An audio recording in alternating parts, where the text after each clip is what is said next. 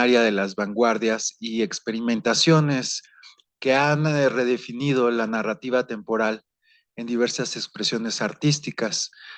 Iniciamos con música, pero también hay otras artes, otras disciplinas.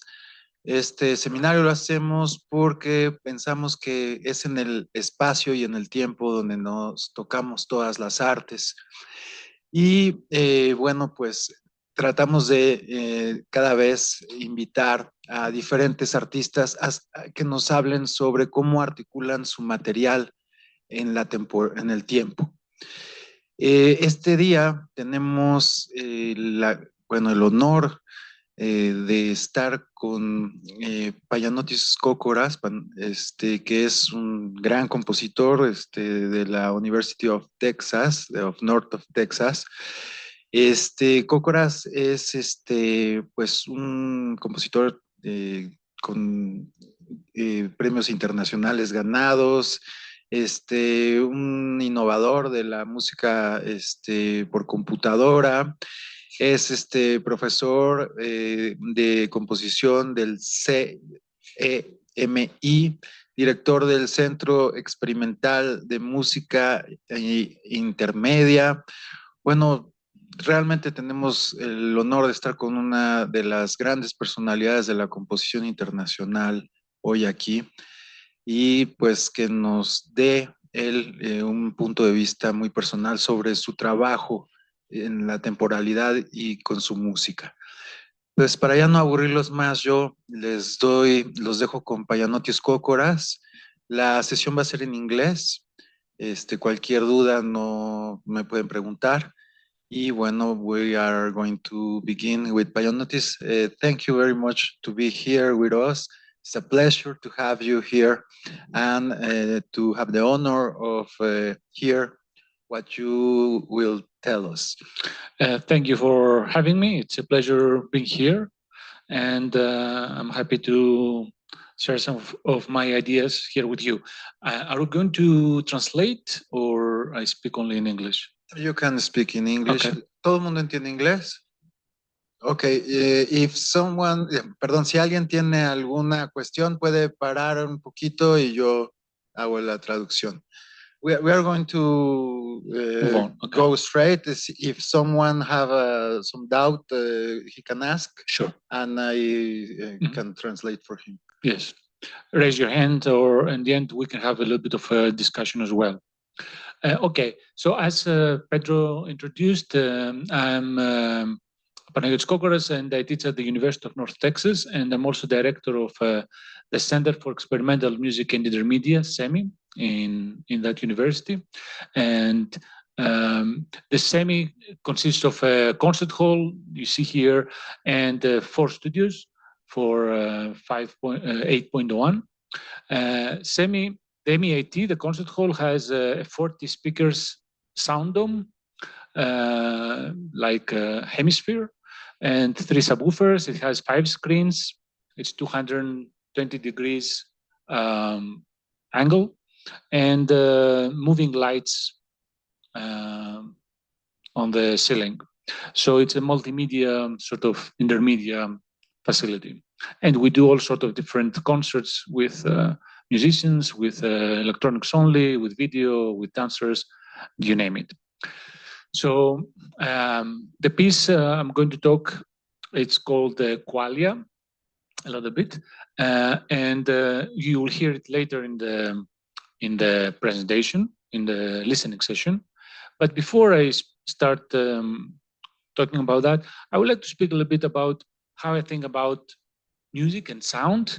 So here you see a little diagram which explains a little bit what is music, right? Music, it's basically air molecules vibrating in midair. We don't see them, but they're all around, and they're now going like that, and they come to your ear, and then they hit that part of your ear, which is the tympani, okay, the tympanic membrane, and then from there becomes mechanical energy. So now that membrane here, your tympani, it's moving those 2 little bones, and now from molecular becomes mechanical, the energy, right? And then inside here, there is a little kind of liquid that starts also moving around, like so. Something like that happens. But depending on where it moves, there is nerves, and then convert that now mechanical movement to nervous, basically electrochemical signal, okay, which our nerves are working. And then that electrochemical signal goes through our neurons to our brain, and then we have the perception of sound, okay? So until that moment, there is no sound. It's all here, okay? Until then, it's like air molecules, so there is bones moving. That's not sound, that's not music. It's happening in our brain. So that's something to clarify, I want to, because sometimes we think that music is there. It's not, it's here. And actually there is an experiment, an Italian scientist, Andrea Moro, made experiments, and he measured the brain activity. And he figured out when we read a text, or when we hear that same text, the same parts of the brain are activated. So even if we don't hear anything, but we read it, the same parts, we have the same experience. It's like we are hearing it. It's the same part of the brain that is activated. And that's interesting, because that means that we don't even need sound to hear sound. We can generate it just right inside our brain, assuming, of course, that we know, we have already learned how it sounds, the word, let's say, good morning. If we know how it sounds, then when we read it on a book, good morning, without spelling it, it's the same experience as when we hear it. That's what the experiments proved here with Andrea Moro, which is an interesting observation. I'll go a little bit further. Tomorrow we'll hear a piece of mine called Sense, and that piece in its full version includes also a special chair where you sit down and the chair vibrates in different ways. It vibrates on the back, on the bottom, on your legs, on your cheekbones here, on your palms. There is different devices that do provide this kind of vibration in an orchestrated way. And why I'm saying that?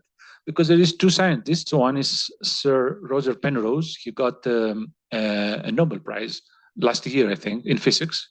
He's a theoretical physician and mathematician at Oxford in England.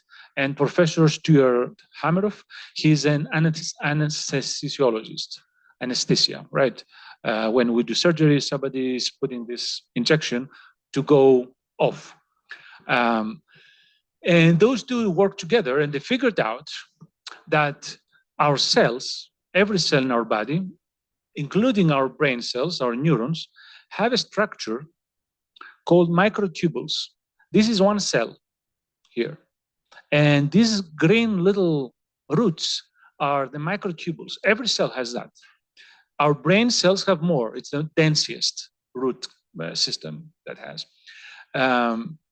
And that's how the cell holds itself. Okay. So they played sounds, and they figured out that these little strings here vibrate like strings.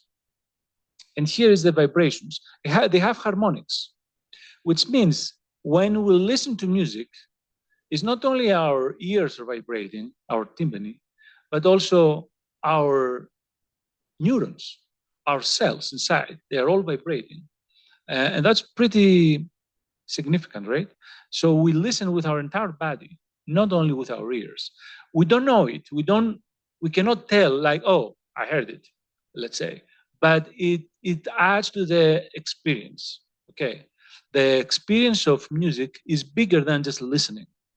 And if you go, let's say, to a church, which has organ, you may feel, and they play the organ, you may feel strange sometimes sensations. That's because the organ can play very low frequencies that we're not hear with our ears, and very high frequencies that, again, we cannot hear with our ears. But somehow we sense them, okay? And these are happening in many other things because our body can sense sound beyond the ears. Actually, there is 5 pathways to do that, but I'm not going to expand upon it. So the listening experience is a very deep experience. It's not just our ears. It ended up like that because it's, of course, very practical. And these speakers cannot play even all the frequencies, right? They are designed to play, let's say, in best case, from 20 hertz to 20 kilohertz. Because they said we cannot hear more than that with our tympani. But my speakers, for example, which are kind of specially designed, can play up to 50 kilohertz and very low too. And although I cannot hear it, I think I experience the sound. And there is experiments for that partially prove it, not fully. Because if I can play you now a 40 kilohertz frequency, you won't hear it. And there is experiments, and after an hour, the people who heard that feel euphoria. They feel happier. But then is a problem, how can we prove that? Because it's not direct causality, like you hit it and you hear it. Okay, we hear it because we hit it. If it happens to hear it an hour later, you may say, maybe that's not the table, it's something else. So it's a little bit difficult to eliminate all the other factors and prove it in a purely scientific method.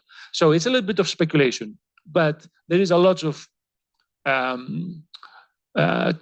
real experiments around it that give us suggestions that these things likely happen, or anecdotal. So I'm saying all this because I say that the music I compose is sound composition. I compose sounds. I don't compose notes. I don't compose rhythms. I don't compose harmonies. I don't think like that. Even when I write for music, for instruments or voice, you'll hear today Samuel Cedillo here to sing a piece of mine, but there's no really notes. Or maybe there is a fair amount, like there is 10 notes out of 10 minutes of music. So note, it's just one sound. The singing voice, like, oh, it's a sound, right? For me, that's just a sound, and I'm not going to compose an entire piece based on variations of this sound. I feel like it's not fair. There is more sounds I can do with my voice, and I should try to compose them, right? But when I start thinking like that, then everything changes. When I compose sound, then I have to think, okay, so what is rhythm? Where is rhythm? Where is texture? Where is harmony? Where is form? And I have to rethink about all these elements. I give an example, I even have a slide, the dark room. So here what I depict is you make a simple decision, like I said, I use sounds, not notes. And then what happens? Let's say that we live in a room which has no windows, no lights, it's dark, completely darkness, right? Then soon you'll say, okay, if this room is complete darkness, do we need lights, pictures? We don't need it because we never turn them on, right? Let's remove the lights. Do we need the actual windows? No, we don't need windows since we don't allow the light. Let's put a wall, right? So no light fixtures, no wall, no windows. Do we need power? We don't need power because we don't need to. Do we need switches to turn on and off? No, we don't need them. Do we need eyes? No, we don't need eyes because it's complete darkness. So our eyes are useless. Let's take our eyes away too. And then slowly you see that simple decision that I'm going to live in a dark room changes not only my environment, but even me, the human species, right? So a simple decision can have dramatic changes. So the same happens with music. Now, composing sound has, in my opinion, dramatic changes to the way I'm thinking about music. So I just spoke that, therefore, we don't have texture. So I'm going to speak a little bit how I think about texture. In my music, I call the texture I use, and textures traditionally is like homophonic texture, what Beethoven did, monophonic texture when we have just one single voice, or polyphonic texture like Bach did. So I came up with a different notion, which I call it holophonic musical texture. Holo in Greek means olos, which means the entire, all of it. Okay, and phonic means voice, which translates all the voices together, or all the voices fused into one sort of unit. So let me find the slides that I'm looking for holophonic musical texture, and I will give you some examples of what I mean when I say holophonic musical texture. Where is this thing? Yeah, here we are. So if I try to give a term of holophonic musical texture, is holophonic musical texture is best perceived as the synthesis of simultaneous sound streams into a coherent whole. So many sounds, but they're fused into a coherent whole. So we hear them like one thing, not many different sounds, right? There's many examples about that. I will give you a simple example. Here I have a few sounds, which I'm going to play right now. So this is sound number one. Maybe we could hear. I'll play again.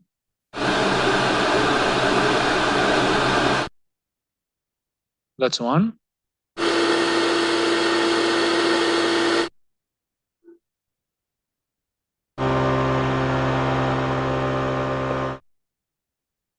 And the last.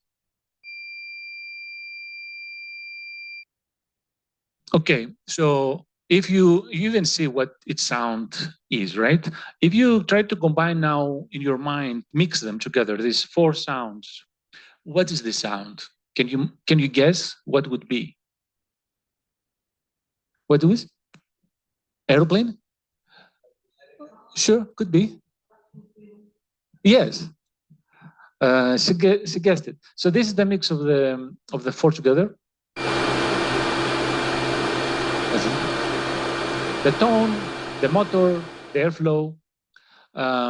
Of course, that's not how we hear the vacuum cleaner, because we just press the button and then start vacuuming, and you say, okay, again, the vacuum cleaner my neighbor is cleaning the room, right?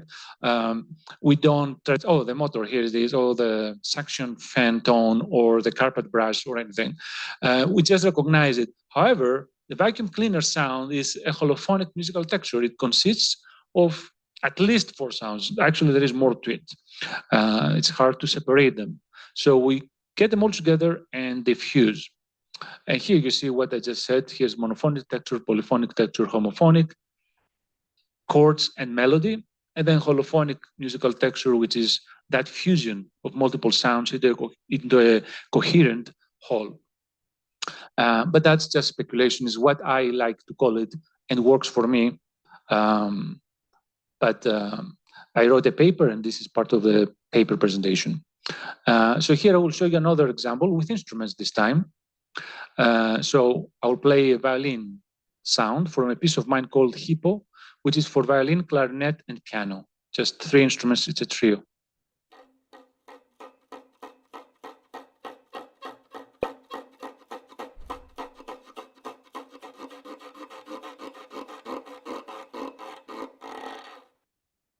Okay, violin, piano,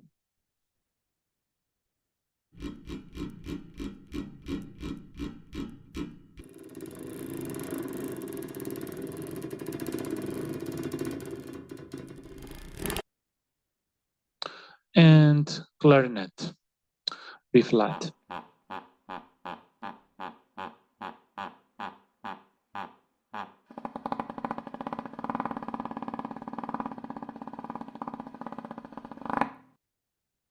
A typical clarinet sound, right? So if I play them all together, it sounds like that. They're separated. Then slowly fuse. So as with Beethoven, for example, Beethoven in his symphony, he has somewhere a solo oboe, which is monophonic, but mostly his music is homophonic. So here in this phrase, you see 2 textures. Actually, there is more polyphonic and then becomes more holophonic texture, right? Now you may wonder, what kind of clarinet is this? Even the violin and stuff. So when I compose sounds, I need sounds, right? It's electroacoustic music, it's instrumental music, it doesn't matter. I need sounds. The more sounds I have, the better. So I will just continue a little bit the instrument element here. For the instruments, what I like, I try to modify the instruments, and I do various ways of modifications. One of them is 3D printing.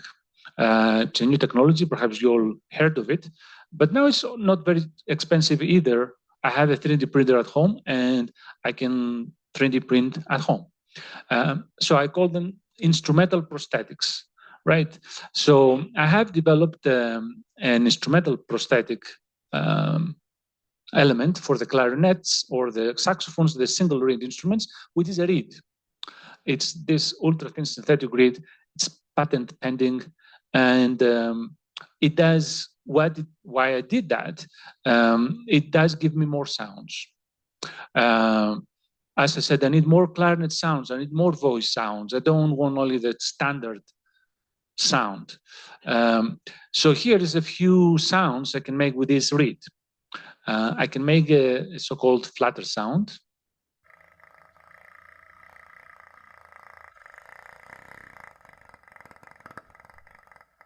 I can make a grunt sound.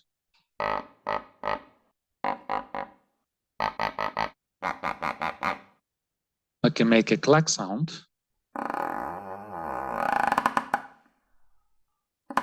I can make a groan sound. Groan.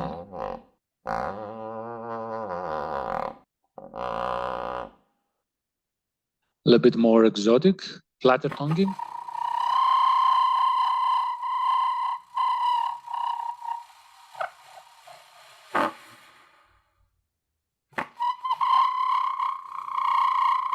Or using my teeth on the reed.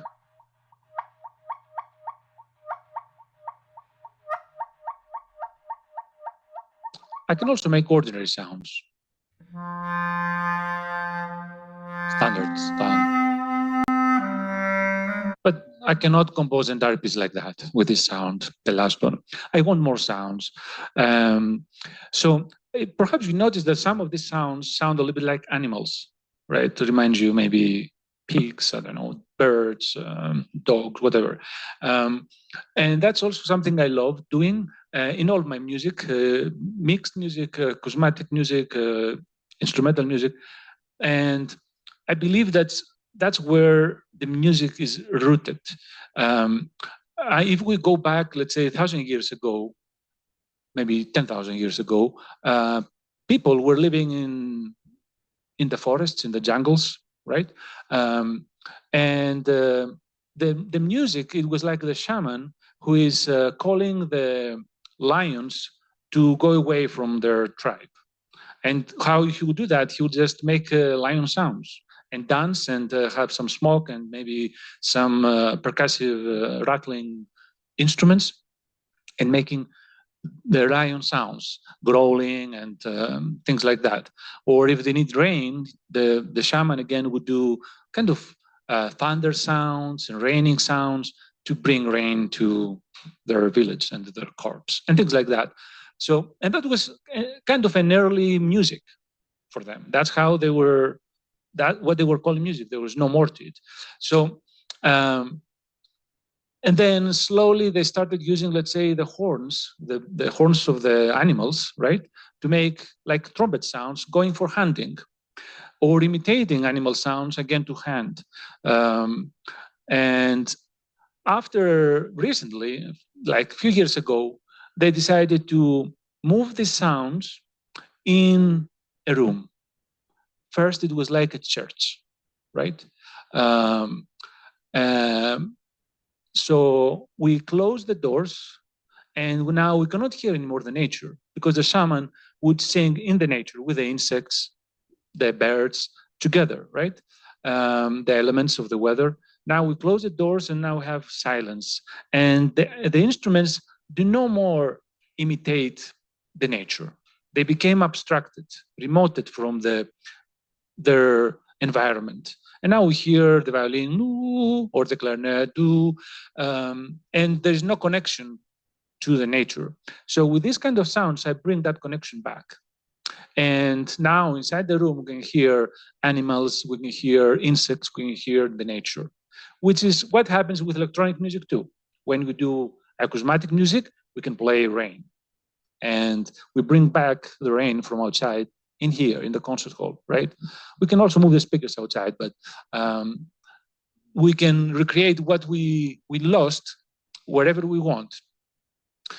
So that's what I do. And tomorrow, today I will play a piece which is for baritone saxophone in the listening session and electronics. And I use that reed, but for baritone saxophone. And this piece is called Rhino. And actually it imitates rhino sounds. So maybe I will just jump to that a little bit. The mixed pieces. If I find it.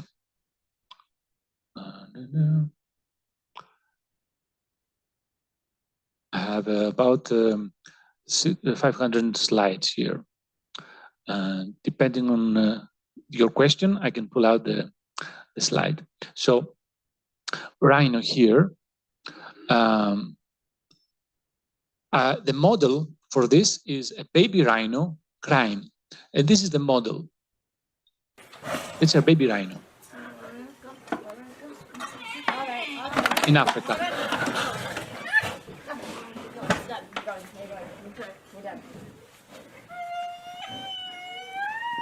This.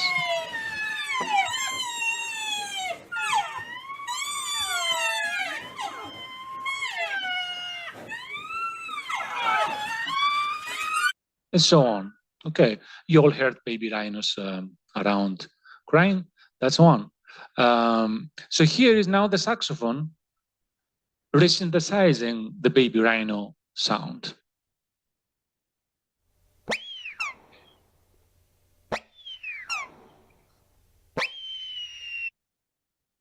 That's one sound, that's another.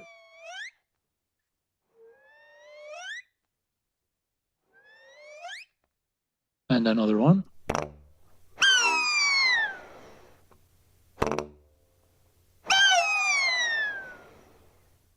Okay, so that's saxophone. These three last sounds were from the saxophone, baritone saxophone. And here now we hear these sounds together with electronics composed somehow, okay? Just the section.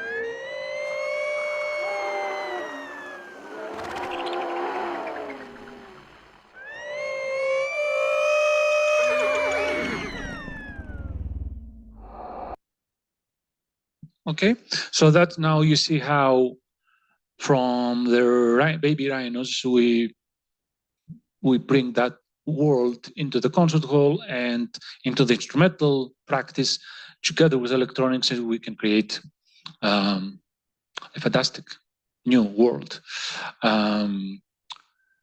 So that's a little bit now, I made this a little bit path, instruments with electronics. Now I'll just speak a little bit about electronics only, but there's no actual difference, right?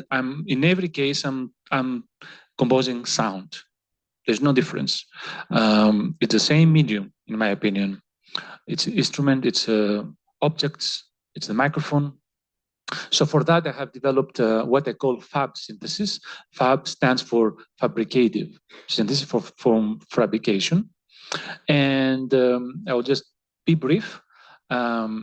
It's inspired by an old practice. I will give you here the preface of a piece by Pierre Henry. Pierre Henry is one of the founders of Musique Concrète in France. He wrote a piece which is called Variations for one port and one side. Variation pour un port and un soupir. And in that first section, he's using only door sounds. He's recording a creaky old door, right? So in the program notes that were written by, that are translated now by me, it says, Pierre Henry does not rush to record. He practices the door as he would at the conservatoire, his 2 hours of door practice a day. Then he installs in front of the door a microphone connected to the tape recorder that controls from the ground floor. Then he records the door systematically, exhaustively, almost like a piece of music. In my opinion, almost like a piece of music. He makes it speak and scream in so many different ways, sometimes with very small gestures, sometimes by shaking it, sometimes making sounds like screams.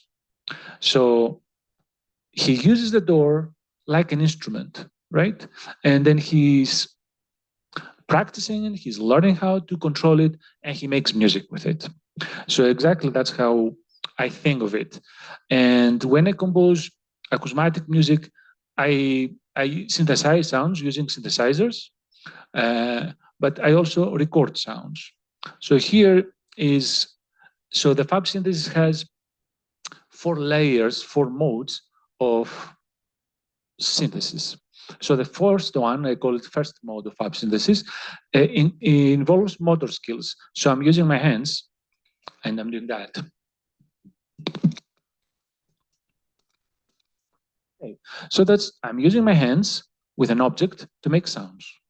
That's very common in Musique Concrète, and till today we do that often. Then the second mode uses our hands, but our hands are holding a mechatronic device, electromechanical device. So the most common example here I have is if you play guitar, electric guitar, and you use that instrument that is called e-bow, that you put it close to the strings and then the strings start vibrating. And it's like sustained, ooh, it makes it sound like that to the strings. So you use an extra device, an electromechanical device that you control it with your hand to make a sound, right? So it's another mode. Then the third mode, you don't touch it anymore, the device, but you control it remotely through a remote control, through your computer, but you're not touching it. And the fourth is it's completely mechatronics. So it's like a robot does the sound for you. And when I say robot, it doesn't need to be a humanoid, but some electromechanical device that creates sounds. Okay, and you have programmed it, and it will just do it. So that's the fourth mode. So I'll give you a few examples, and I will finish it there. So a piece of mine called constant synthesis, I use this DVD. Maybe you know what's a DVD. Do you know what's a DVD? You know, soon you will not know. I mean, the next generation perhaps will not know. So this piece will become historical because it will have DVD sounds like no other. So I took this dual layer DVD. There is DVDs that have 2 layers, and I separate it. So you can see that video, separate. These are 2 layers.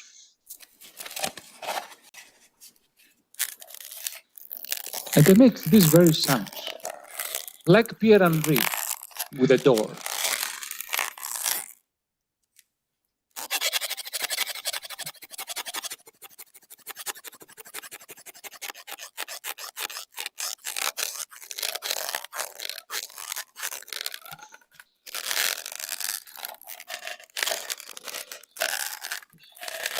Okay, so I practice my DVD for hours, and then here you will hear the DVD track of my piece constant synthesis,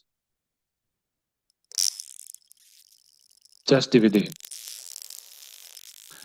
with some editing, but not much.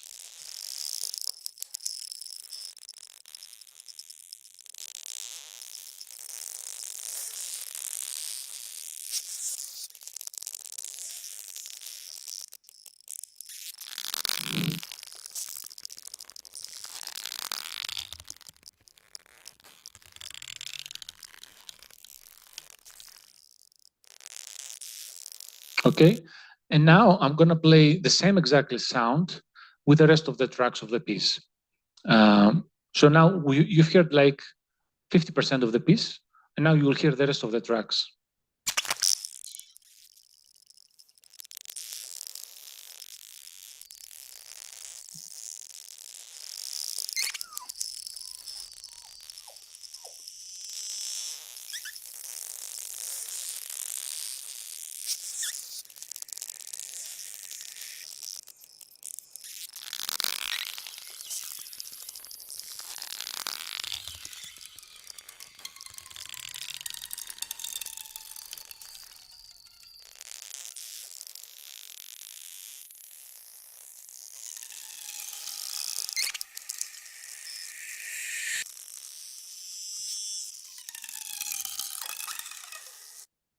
So as you hear, it goes beyond now the DVD and it becomes music, right? That's my hands playing an object. That's first mode of synthesis. In another piece called AI Fantasy, I use second mode fab synthesis, which means there is an electromechanical element and my hands. So in this case, I made this construction here. It's these tubes, PVC tubes.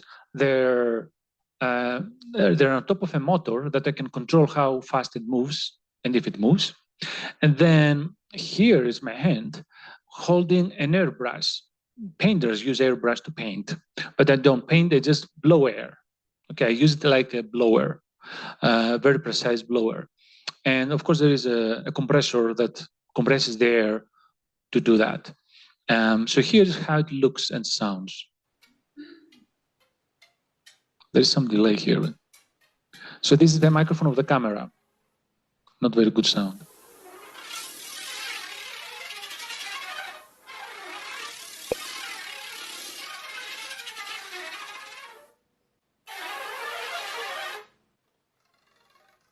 And other stuff, even blowing myself with my mouth.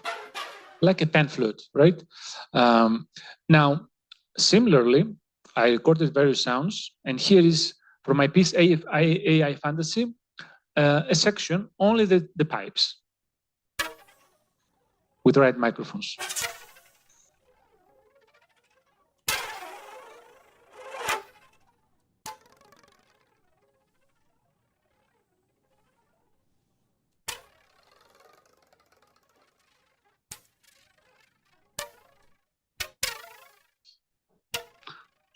And now with the rest of the tracks, the mix, full mix.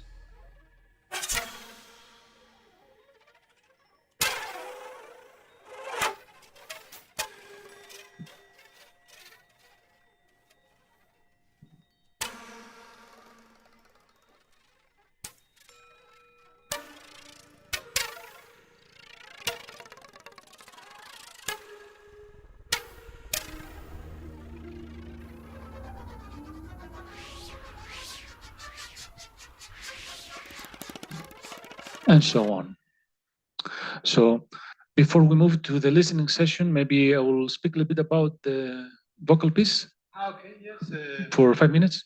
Yes, of course. You can use your time. Take some time, right? 7 o'clock, we are... Okay. Okay, so let's speak a little bit about Porcupine, which is the piece we will play here together and tomorrow. I need to find the slides for it. Okay. It's for solo voice, but again, there's no difference. It's sound.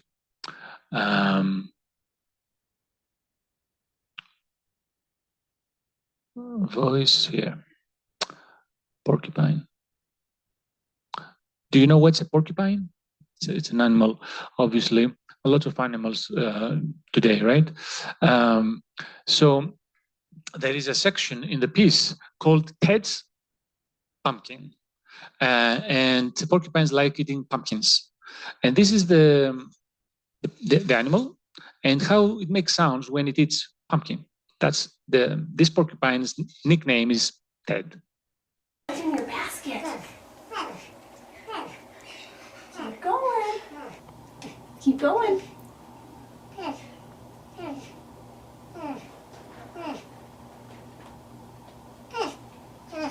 Keep doing it.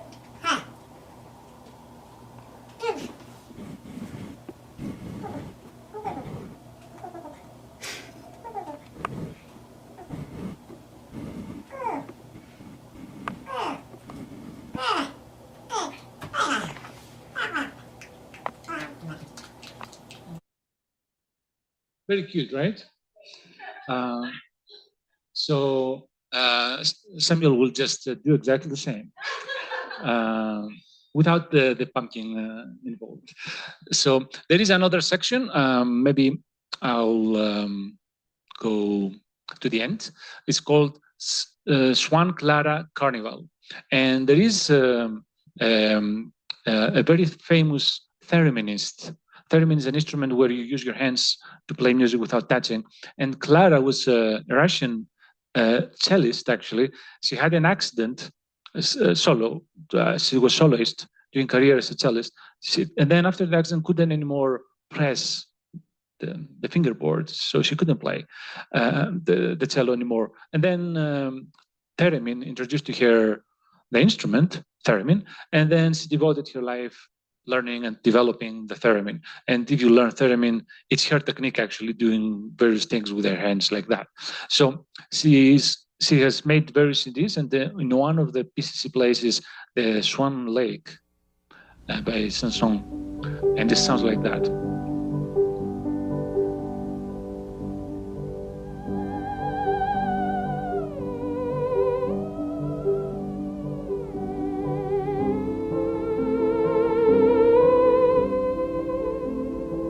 Okay, and obviously it has this very characteristic vibrato.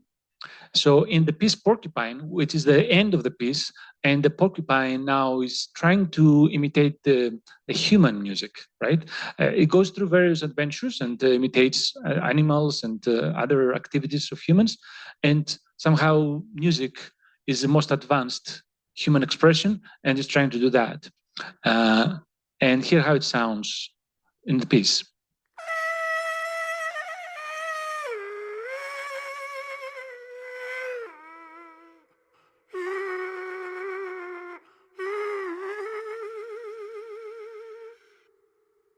Okay, and no more. You will see Samuel doing that in a minute. There is another section where there's a lot of there's some type of coughing. I call it tea kettle dinner, and there's the title of this section comes from this movie here, where the actor makes a very strange He's making me do thing. something. You can eat my pudding. No. My pudding. I'm not gonna say it. Barry, I'm gonna eat it anyway, but I want you to say you can eat my pudding! Barry, I will give you $1,000 if you say it right now. $1,000? Barry, your friend is a high roller. You are hiding something. Wait a minute. No, wait. Can we just stick to the issue at hand? Oh, you almost had me. But you cannot declare offshore investment losses against future capital gains. Any child knows that. I'll have to ask my accountant about that.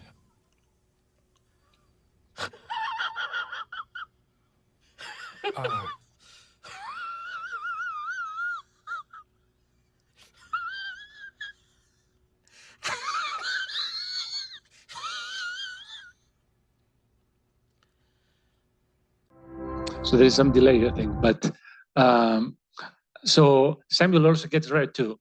So it's a thing, part of the sound. Another maybe section is a laughing section. Where is it? I'm just looking for it. And you know, while I was searching the piece, there is a lot of types of laughter: sarcastic, nervous, joyful, and stuff like that. So I will play you maybe one which is the snorting laughter. I can make it a bit bigger.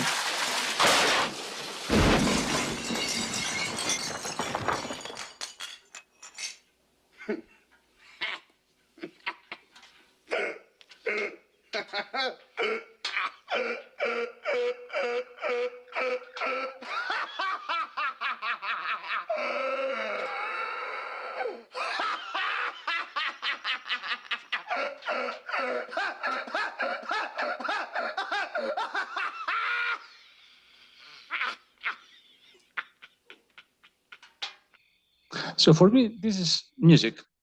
It's not just laughter, it's just music. And in the piece, it sounds a little bit like that, that section.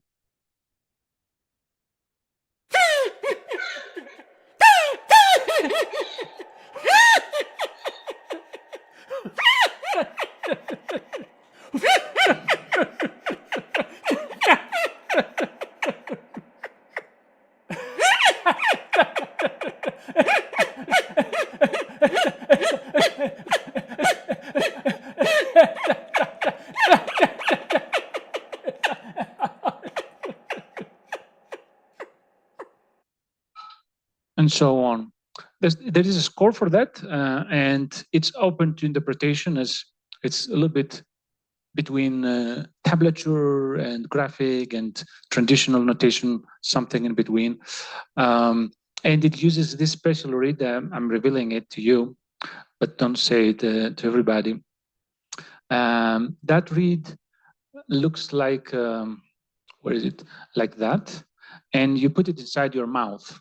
And here even I have a little tutorial. And it's a really easy call to use. It's a 2-reed call, and if I could do it, you can too. The bottom of every diaphragm call has a tab. This tab always goes down by your tongue.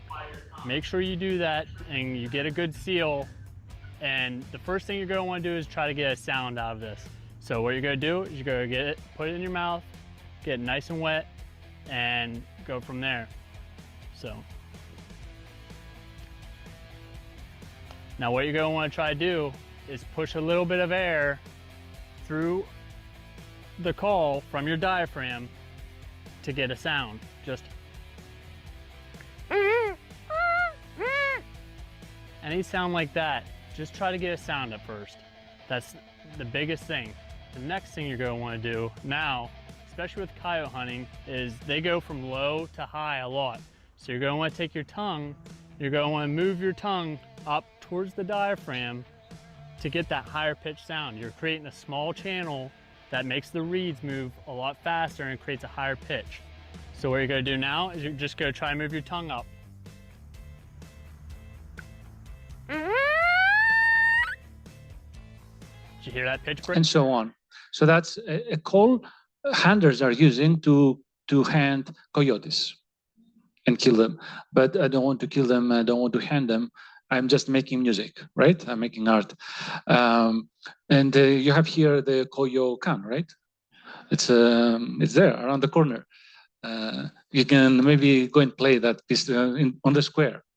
Next to, there's a coyote actually on the square, next to the coyote. So you got an idea a little bit of the way I'm thinking about music and how I'm working behind the scenes somehow.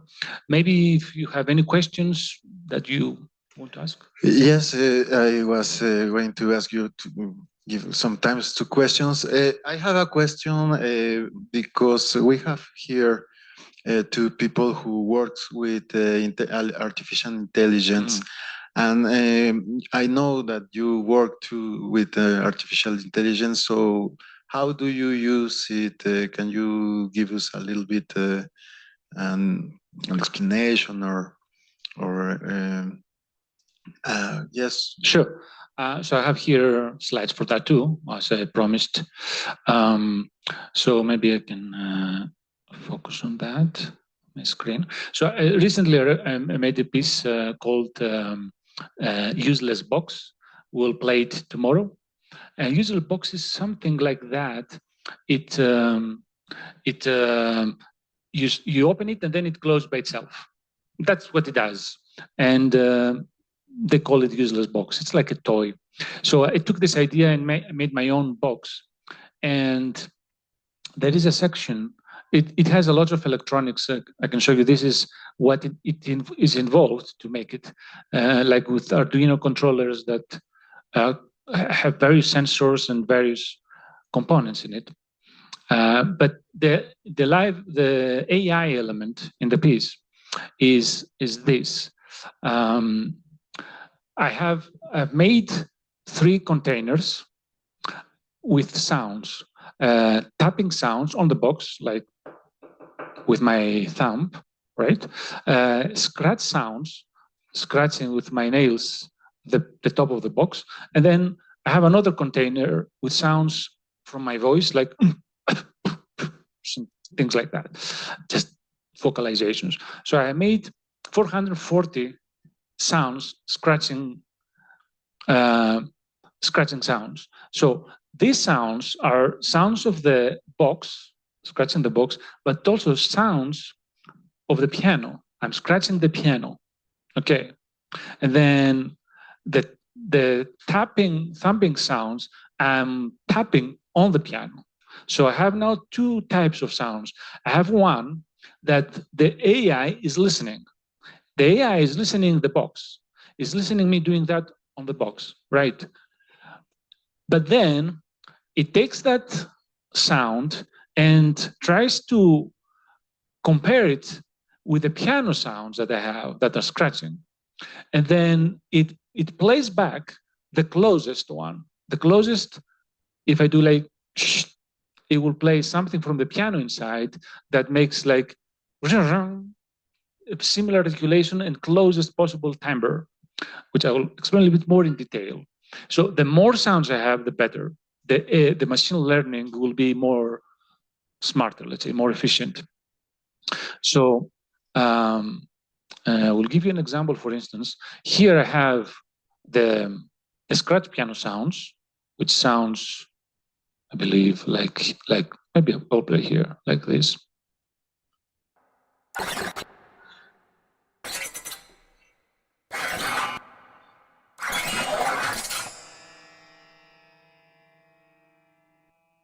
inside the piano with nails.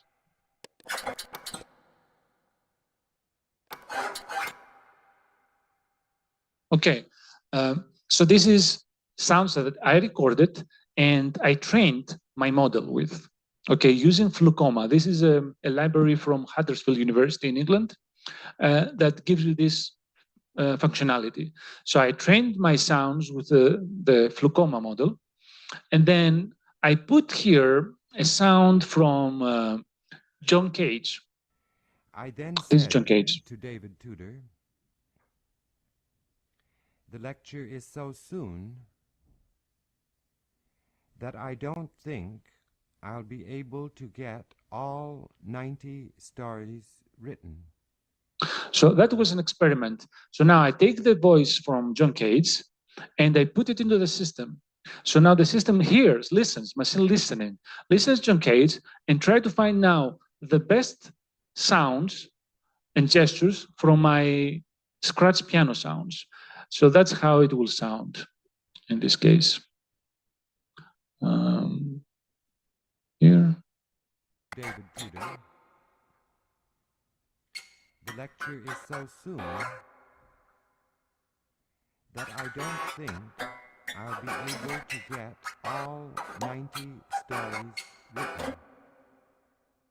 So you see there is some relationship, right? Some connection. If I had 4,000 sounds of the piano and some of them closer to vocal sort of qualities, then it would be almost recognizable. You could even perhaps understand what the John Cage speaks just by hearing piano sounds. So the bigger the database, the better. That's known. And now you see ChatGPT, they spent billions to train bigger and bigger databases because that's how it works, the AI.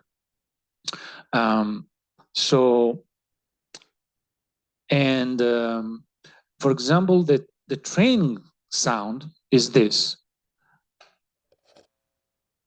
You can barely hear it. That's what the AI listens, the box.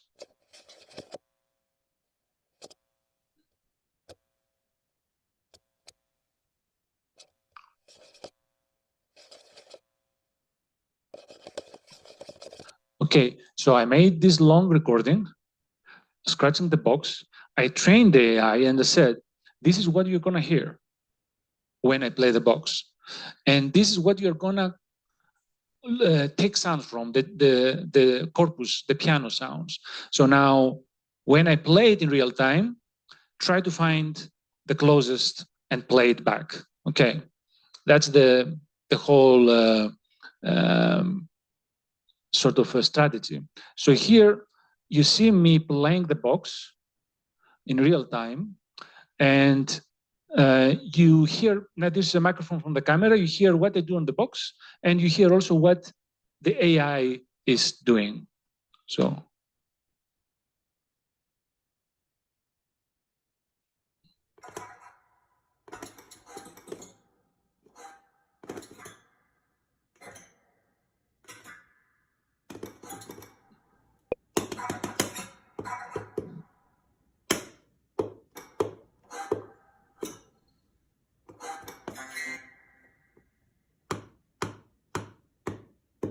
So you see, when I tap it, it doesn't do anything because it's not the sound that's expecting scratch sounds. So if I tap it, it doesn't do something. If I do other movements or sounds, it's not going to respond to it because it's not a sound that it expects. So it waits to hear the sound that I trained it to then play back the trained corpus. There is unfortunately delay between the zoom and the screens and stuff. It's precisely accurately, like it happens the moment you do it, the sound comes out. So it's very organic. It feels like you're doing it on the box. I will play this version now, which is what you hear in real time without the scratching sounds. So I'm doing something like that.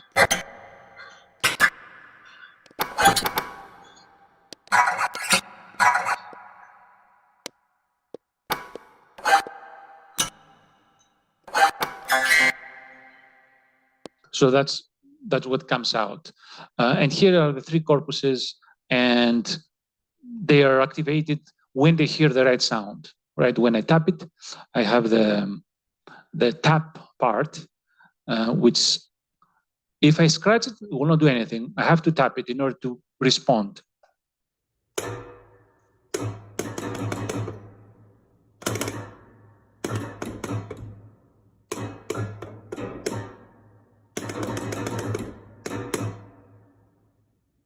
So what happens now when I do alternate tapping and scratching? Will it listen properly and will it react to it? So this is actually all the three versions together, which is when I tap, we hear tapping sounds. When I tap loud, like thumping, right? When I scratch, I hear the scratching sounds of the piano. And when I tap softer, I hear vocal sounds. So it can recognize these three different states. In my opinion, 99%. It doesn't make a mistake, really. It successfully listens to the sound and responds to it. So here is the mix of it.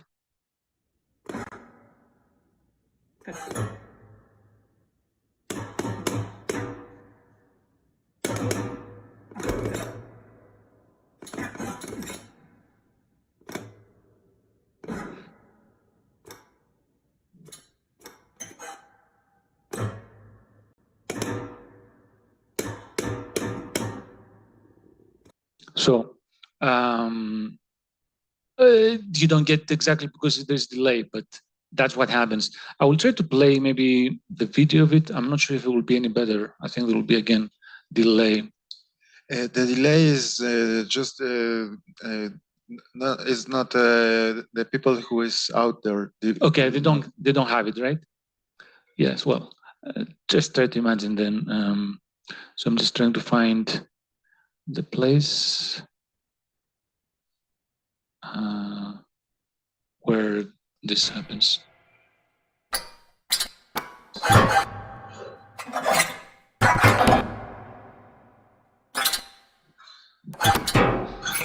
There is some dialogue here.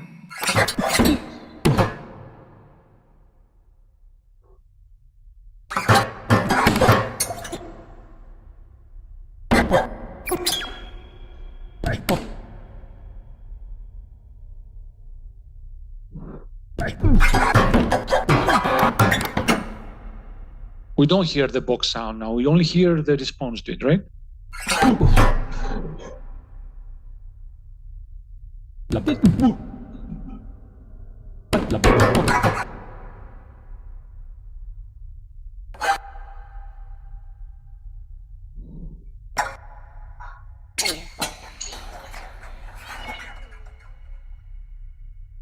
Yeah. So that's my approach to AI. I also do other uses like classification and other stuff, but that's one way of using it. ¿Alguna pregunta, chicos? Está abierto, por eso le dije que demos un espacio para que puedan preguntar algo si quieren, o pasamos directo a la sesión de escucha.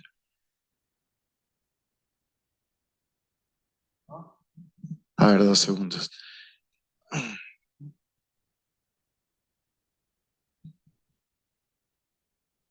Hi, thank you. Hi. I have two small questions. First one, do you collect sounds, like you go ahead and listen to something weird and just record it?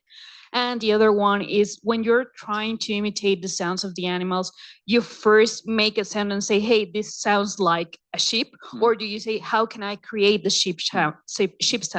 Yes.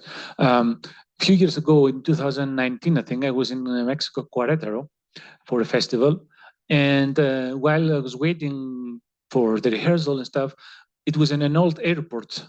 The concert was happening in a hangar, and there was a waiting area, which was another big hangar, just a giant metal structure where they used to have airplanes inside. And they had these wind turbines that are moving like that from the air to change the air inside the room, right? And it was quite a windy day. So they were moving very fast, these turbines. It's like fans, but they don't need electricity. They work by the wind. And they were making very weird, screechy sounds, like and rattling sounds. So I really loved that sound, and I recorded it. And then I went home, And I made a piece out of it, which was for just solo ratchet. And actually, I had to modify the ratchet. The ratchet is this instrument, which is percussion instrument, does this sound. It's pretty remote what the sound of a ratchet does from what I made it finally do.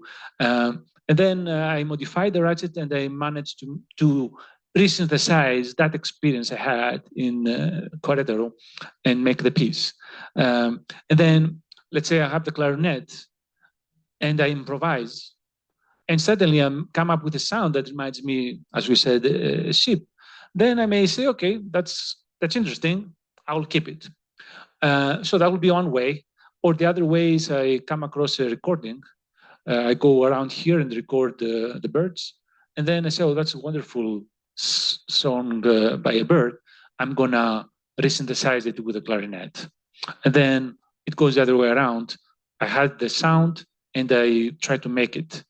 And sometimes it can be just inside my brain, just like I imagine a sound and just try to make it happen. But yeah, I'm constantly listening. What else? Businessmen are looking for opportunities to make money. I'm listening for sounds to make music. ¿Alguna otra pregunta?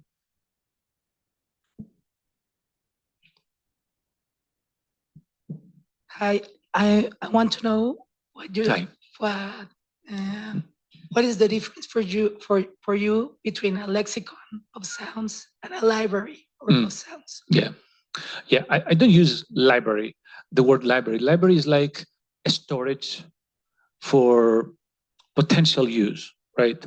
And some sort of there is no context to it. Like, here is all the books we have, right? But I am very specific. I'm looking for a book which is about, let's say, the Temple de Mayor. So I don't need the whole library. I need just the book, right? Very specific book. And then from that book, even I need very specific information. So a lexicon is more like structured information. It's like I have the 200 sounds, like words, and I organize them according, if it's words, it's according to the alphabetically order, but I'm using AI and I'm organizing them based on the timbre. This is the brightest sound, this is the darkest sound, this is the closest sound to each other, and as we go down, they are more distant timbrally.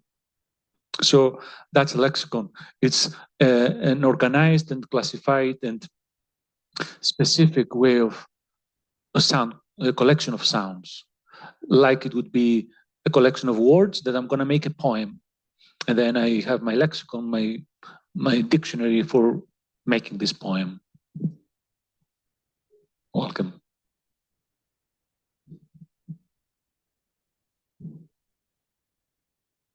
I should a little bit continue that.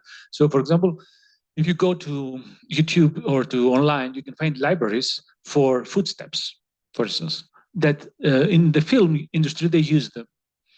But I never use any of those samples in my music, because when I'm going to record the footstep, it will be unique to my piece. The library is like standard footstep sounds. They have no music in mind. They're just sampled. And these are kind of dead sounds, in my opinion. They have no musicality. Like Pierre-Henry, he could just buy a library with door sounds, but that would be not possible to make a piece. He recorded his own door by screaming, making different gestures of the door. So that's kind of another difference between a library and a sound lexicon. Sound lexicon is more dedicated to the music somehow and what you're going to do with the piece. Okay, well, thank you very much. Si están de acuerdo, vamos a dar inicio a la sesión de escucha. La primera obra que vamos a poner se llama Magic. Es una obra del maestro Kokoras. Solo vamos a ver que nos estemos coordinando bien. Y bueno, pues los dejo con Magic.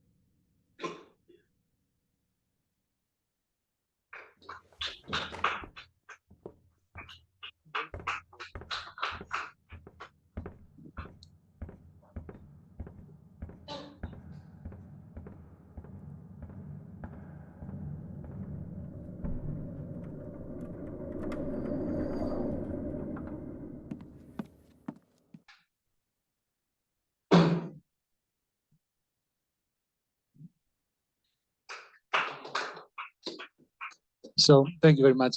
This piece is made only with piano sounds. I worked on this piece at ZKM in Karlsruhe, Germany, and I had a version for the sound dome there for 64 speakers, and this is an 8-channel version. Maybe we can play the Rhino, and then maybe Samuel. Yes.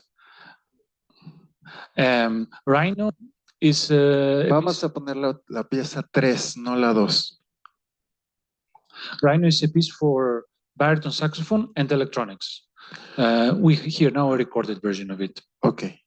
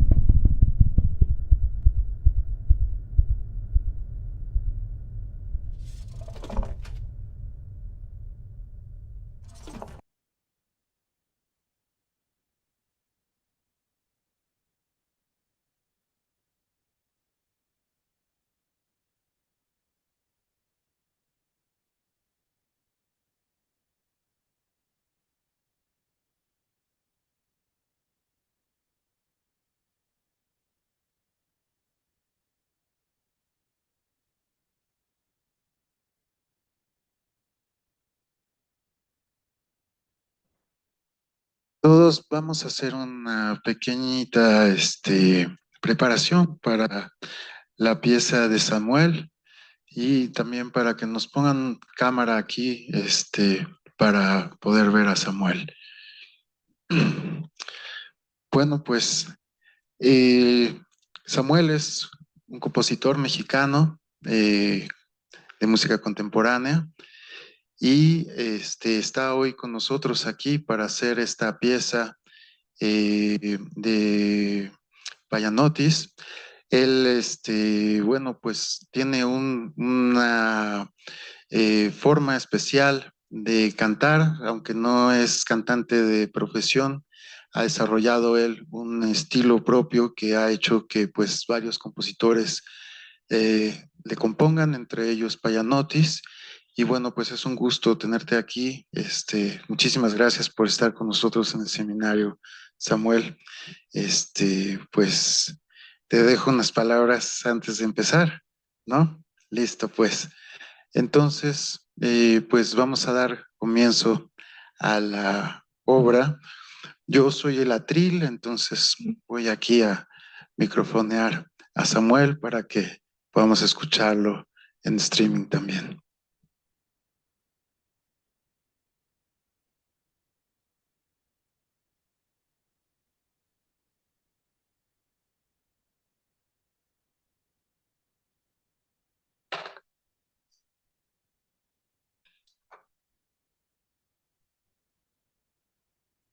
Animals are living sentient beings.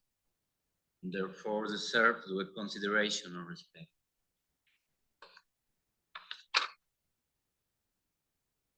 Humans inhabit this planet with other species and other forms of life, and that all forms of life quickly will interdependent ecosystem.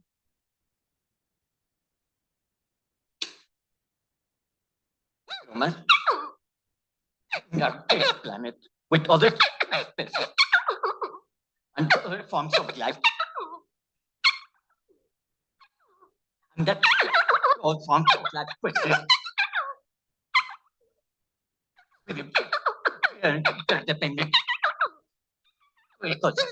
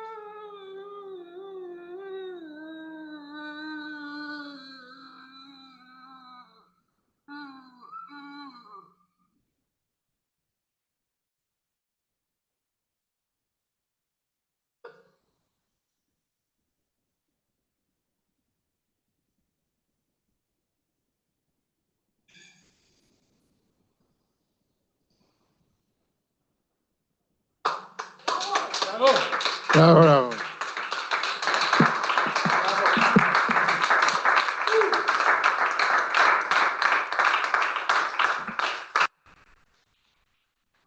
Bueno, pues